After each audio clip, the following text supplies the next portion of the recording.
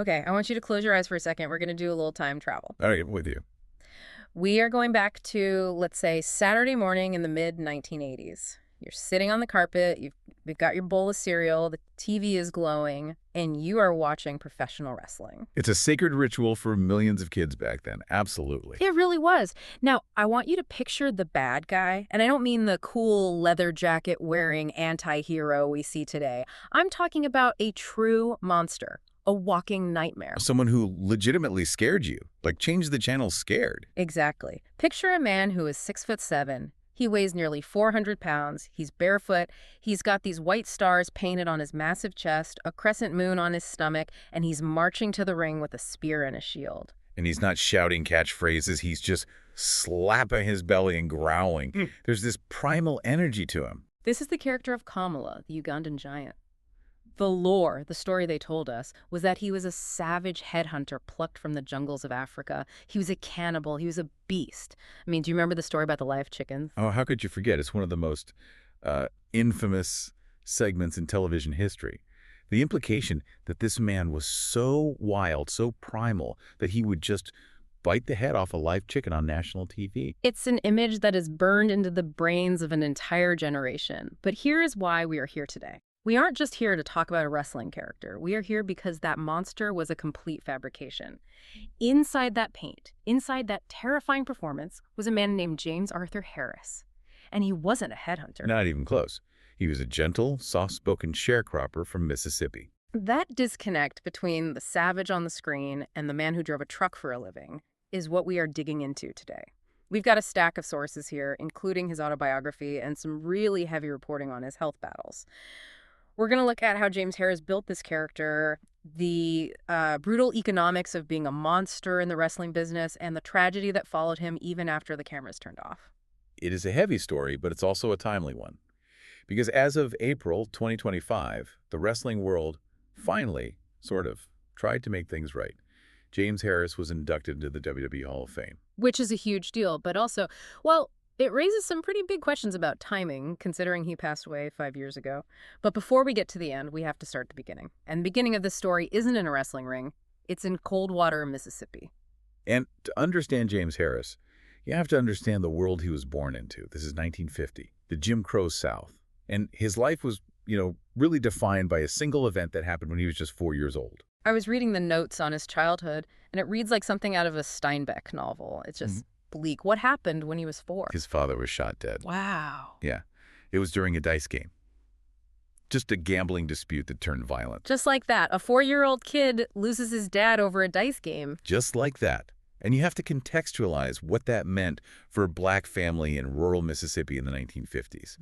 The father was usually the sole economic engine of the family. There was no life insurance. There was no, Social Security safety net waiting for them.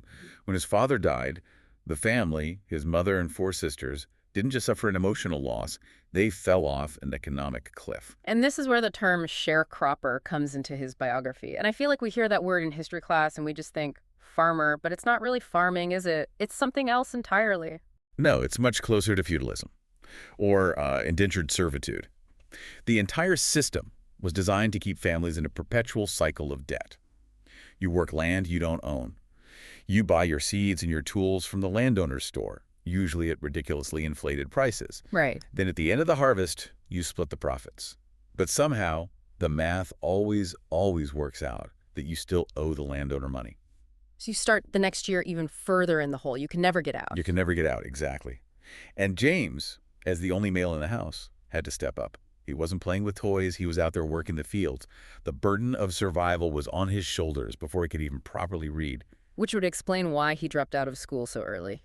9th grade. He had to. The immediate need for food on the table outweighed any long-term potential of an education. It's a real tragedy of circumstance. He was actually a very creative kid. We'll talk about his songwriting later. But that part of his brain just had to be shut off to focus on manual labor. So you have a kid with no father, no education, working a dead-end job in a system that's completely rigged against him. I assume this is where the trouble starts. It's a classic trajectory, isn't it? Without structure and with a whole lot of desperation, he started drifting. The sources say he became a habitual burglar, just breaking into places, stealing small things. He was on a path that usually ends in one of 2 places: prison or an early grave. But instead of prison, he got an ultimatum. This part of the story sounds like a movie script. It's wild. It does, but it was the stark reality of 1967 Mississippi law enforcement. He was 17 years old. The local police picked him up for burglary, but they didn't book him. They gave him a choice. Which was? Leave town or be found dead somewhere. Found dead somewhere. That is incredibly dark. That's not "we will arrest you." That is a direct death threat from the people with the badges. And Harris knew they weren't bluffing. He said in interviews later, "Back then, if you didn't leave like they said, you would be found dead." He knew the score, so this wasn't a career move for him. This was a migration for pure survival. He fled to Florida. Just imagine that. You're 17 years old, you have no money, no education, and you can literally never go home again. How did he even survive? His body. His size. He was already a massive kid. He worked as a fruit picker. He drove trucks. He eventually moved north to Michigan to a place called Benton Harbor. And he was just trying to exist. He wasn't thinking about fame or anything like that. He was thinking about where his next meal was coming from. But his size, I mean, you can't hide a guy who is 6'7" and nearing 400 pounds. Eventually, someone is going to notice that. And the person who noticed him was basically wrestling royalty, Bobo Brazil. Okay, pause. For some of our listeners who might only know Hulk Hogan or The Rock, who is Bobo Brazil. Bobo Brazil was a true pioneer. He was one of the very first African-American wrestlers to break the color barrier in a really meaningful way. He wasn't some stereotype. He was a legitimate athlete, a hero to millions. He was huge in the Michigan area, a real legend. So Bobo sees this giant kid picking fruit or driving a truck or something. And he sees dollar signs, or at least he sees potential. In the wrestling business, you can't teach size. You can teach a guy how to fall down, but you can't teach him to be a giant. Bobo tells him, you need to be in the ring. So James Harris, the sharecropper on the run, enters the circus. He starts training under a guy named Tiny Tim Hampton. And here's a detail from the research I just love. Harris eventually moved to Arkansas to continue his training, not because the wrestling school was better, but because he absolutely hated the snow in Michigan. That is the most relatable thing I've heard so far. I may be a giant, but I'm cold. Right. So he makes his debut in 1978, but he isn't Kamala yet. He's really struggling to find an identity. The notes list some of his early names. Sugar Bear Harris. Sugar Bear Harris. That sounds like a breakfast cereal mascot, not a terrifying wrestler. Exactly. It's not threatening at all. He also tried Ugly Bear Harris and Bad News Harris. He was just bouncing around the territories, working in the UK, Germany, the Deep South. He was winning some regional belts, getting experience, but he wasn't a star. He was just another big man. And in wrestling, being big isn't enough. You need a hook. You need a gimmick, a character. You need something that makes people stop changing the channel. And James Harris didn't find that special something until 1982. This is the Memphis chapter of the story. This is the birth of the monster. He goes to the Continental Wrestling Association in Memphis. Now, this territory was run by Jerry the King, Lawler, and Jerry Jarrett. And you have to understand, Memphis wrestling in the 80s was just, it was wild. It was like a comic book written by crazy people. It was violent, it was theatrical, and it was the perfect laboratory for a new kind of character. So Lawler and Jarrett look at this giant, James Harris, and they see a blank canvas. They wanted something that was truly shocking. And they actually found their inspiration in an art museum. Well, okay, maybe not a museum, but in the art world. It was a Frank Frazetta painting. Frazetta, the guy who did all the iconic Conan the Barbarian covers? The very same. They saw a painting of this savage, dark-skinned warrior with a spear and a shield, and they said, that's it, that's James Harris. So they basically looked at a fantasy painting and decided to turn a human being into that image. Precisely. They came up with the name Kamala, originally with an I, and then they drafted this whole backstory. And this backstory is, well, it's a lot. They decided he was a former bodyguard for Idi Amin. Idi Amin, the brutal dictator of Uganda. Yes. Amin was in the news constantly for his atrocities. So by tying Harris to Amin, they instantly gave him this aura of real-world danger.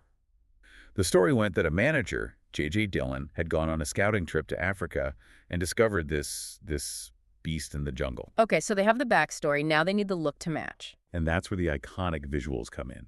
The face paint. The white stars on the chest, the yellow crescent moon on the belly. He wrestled barefoot. He wore a loincloth. But it wasn't just a costume he put on for the matches, was it? I was reading about kayfabe, and the lengths they went to were just insane. Kayfabe is the old code of the business. It means protecting the illusion that wrestling is 100% real. And in 1982, You didn't just play the character in the ring. You had to live it. To make the fans believe he was a savage who couldn't speak English, Harris was forbidden from speaking in public. Oh, bidden, like by his bosses. Absolutely forbidden. Hmm? He had to wear robes in airports so people wouldn't see his regular clothes. If a fan came up to him for an autograph, he was instructed to just growl or stare blankly. Yeah. Imagine the psychological toll of that. You are in your home country, surrounded by people speaking your native language, and you have to pretend you don't understand a single word of it. That sounds incredibly isolating. And honestly, we have to talk about the optics of this. A black man from Mississippi being told to act like a primitive savage for the entertainment of a largely white audience. I mean, that is heavy. It's more than heavy. It's deeply problematic by any modern standard. Critics like Ryan Byers have written extensively about this. The character relied on every single colonial trope in the book. The idea that Africans were uncivilized, dangerous, and needed to be controlled by a white handler. But the fans at the time, they ate it up. They absolutely loved it. And this is the great paradox of Kamala. The character was, yes, a racist caricature. But James Harris was so good at it, his eyes, his body language, the way he moved, that he made it genuinely terrifying. He took a stereotype and turned it into a horror movie monster. He didn't wink at the camera. He committed 110%. Speaking of commitment, I have to ask about the promo video. The notes mention a jungle vignette. Oh, this is legendary stuff. To introduce the character, they wanted to film him emerging from the steamy jungles of Uganda. But the budget for Memphis wrestling was, let's just say, modest. They couldn't exactly fly a film crew to Africa. So where did they go? The local zoo? Even better, they went to Jerry Jarrett's farm in Hendersonville, Tennessee. You're kidding me. A farm in Tennessee? You just can't make this stuff up. It gets better. How do you simulate the steamy, misty jungle heat in the middle of Tennessee? I'm afraid to ask. Dry ice. No! Yes, they pumped a ton of dry ice around a creek on the farm. Harris emerged from the fog with a spear. And you know what?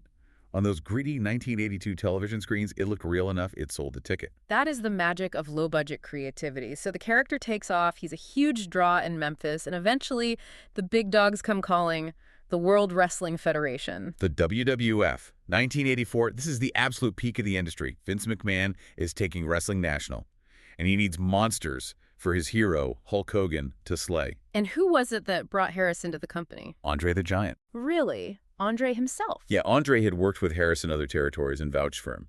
And in the wrestling world of that era, André's word was basically law. If the Giant liked you and thought you could draw money, you were in. So Harris arrives in the WWF, and they take the monster thing and just dial it up to 11. They polished the act. They gave him handlers. First, a masked guy named Friday, and then the more famous one, Kim Chi.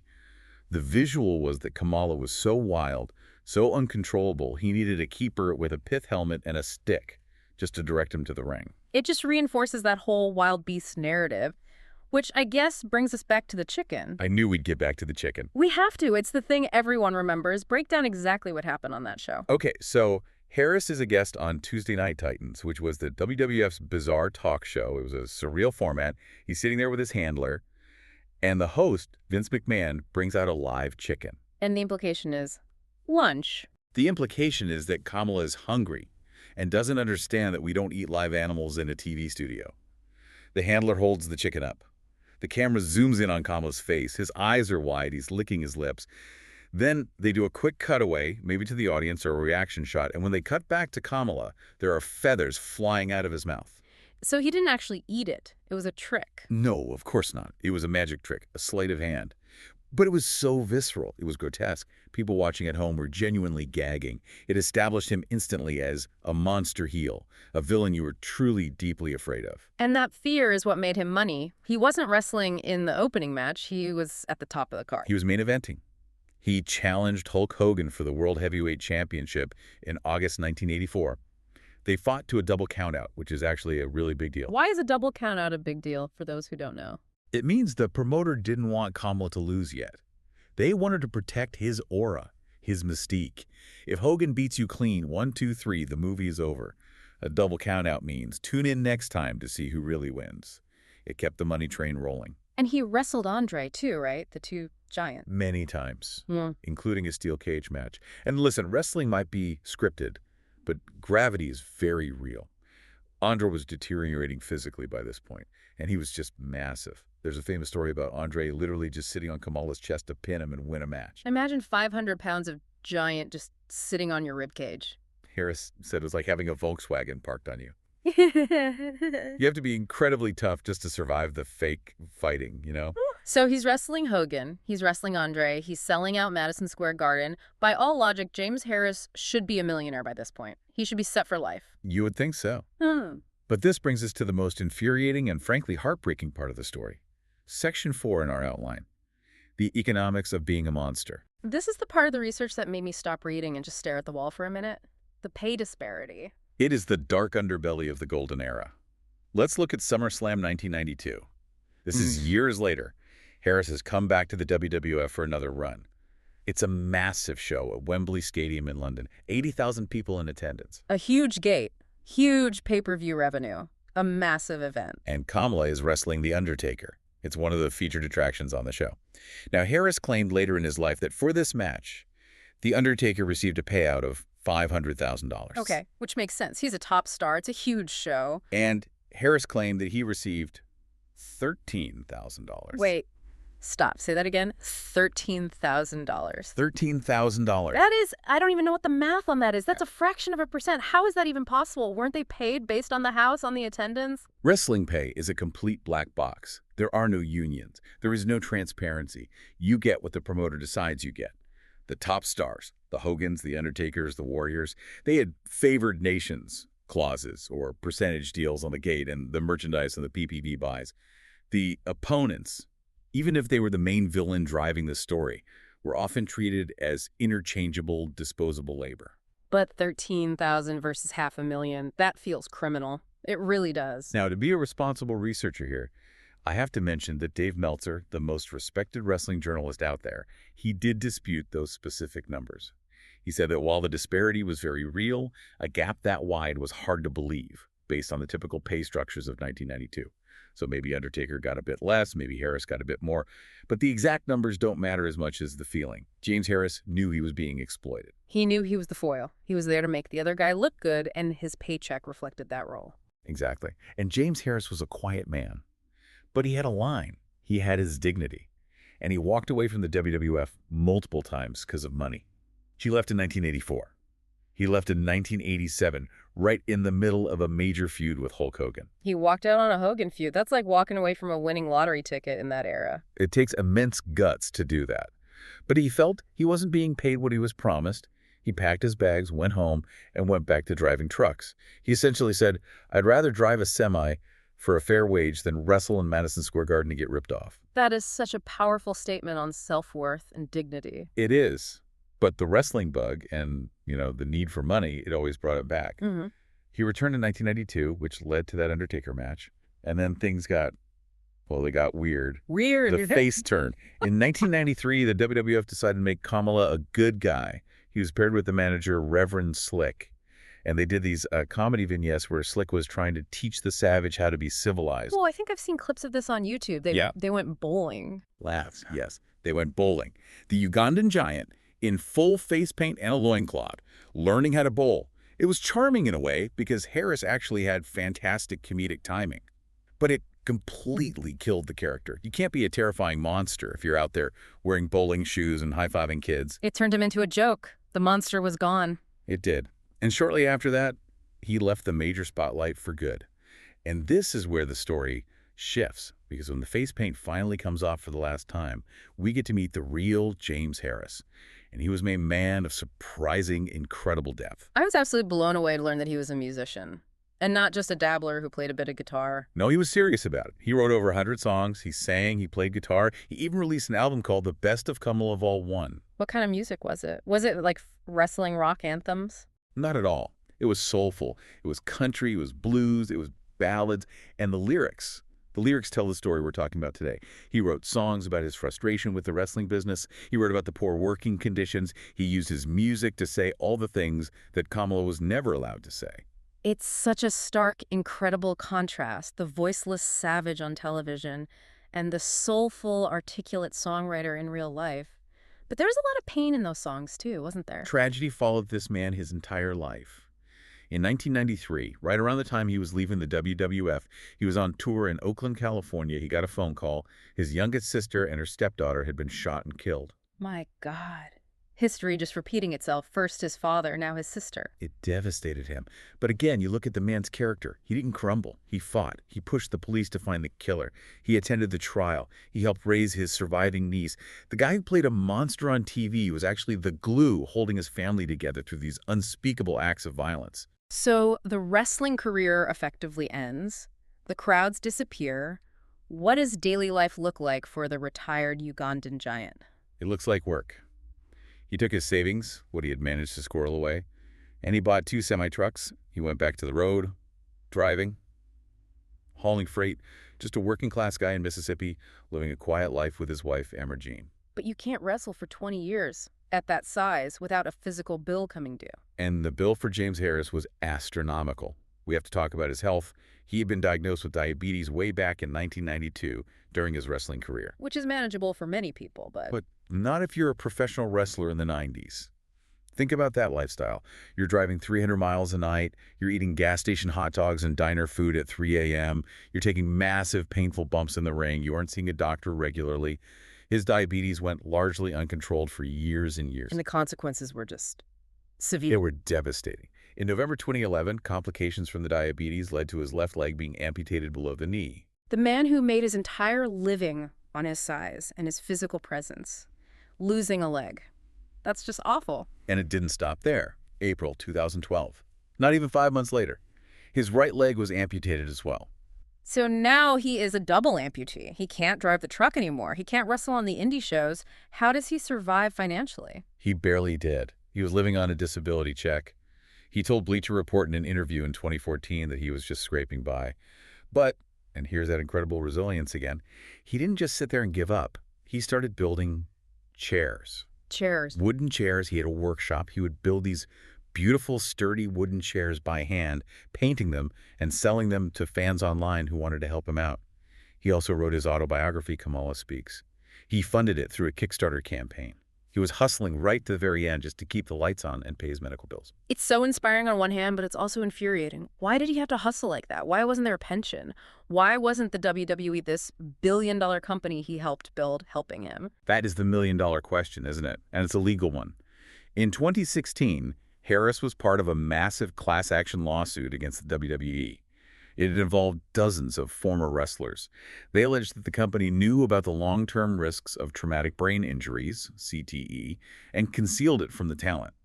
They were suing for long-term medical care. That is a bold move to take on the empire like that. It was, but it also meant he was persona non grata with the company. You don't get invited to the Hall of Fame while you are actively suing the organization.